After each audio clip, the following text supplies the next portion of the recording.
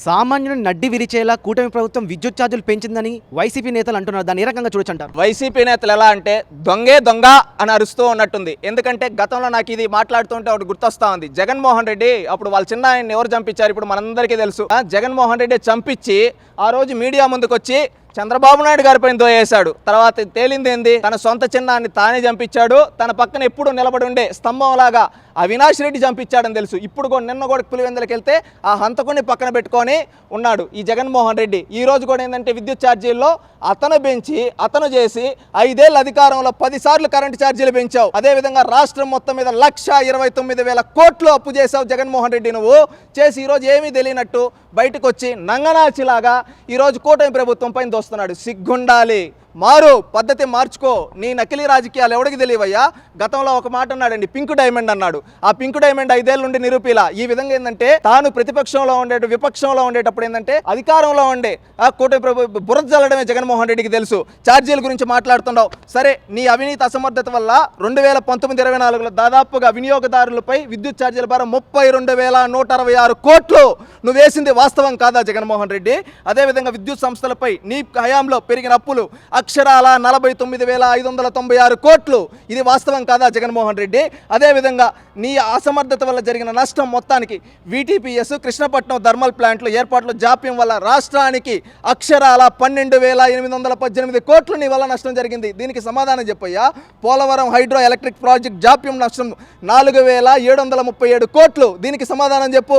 అదేవిధంగా స్వల్పకాలిక విద్యుత్ కొనుగోలు వల్ల నష్టం 2,691 కోట్లు. దీనికి సమాధానం చెప్పు. చెప్పలేడు. ఏడాదికి 7,000 మెగావాట్ల సోలార్ పవర్ సెకీ నష్టం 3,885 కోట్లు. దీనికి సమాధానం చెప్పయ్యా జగన్మోహన్ రెడ్డి. సమాధానం చెప్పలేవు. అప్పులపై వడ్డీ భారం ఎంత పడిందంటే ఇప్పుడు 10,892 కోట్లు. దీనికి సమాధానం చెప్పు. చెప్పలేడు. జెన్కో ప్లాంట్ల విద్యుత్ ఉత్పత్తి తగ్గించడం వల్ల నష్టం 3,135 కోట్లు.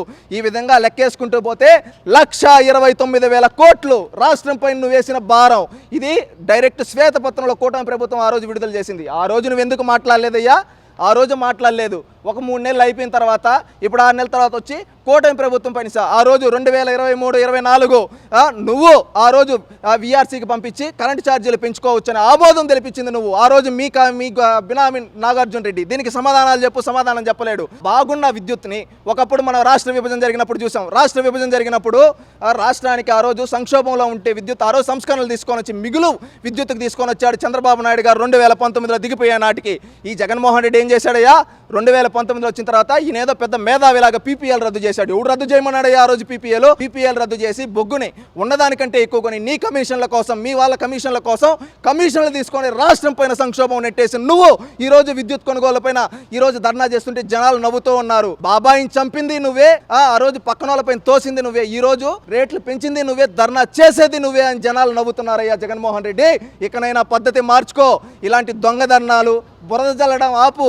లేదు నేను ఇట్టే బురద జల్లతా, జనాలు చెవులో పువ్వులు పెడతా అంటే రేపు ఇప్పుడు 11 ఇచ్చారు ప్రజలు, రేపు ఆ 11 కూడా రావు. గుర్తుపెట్టుకో జగన్మోహన్ రెడ్డి.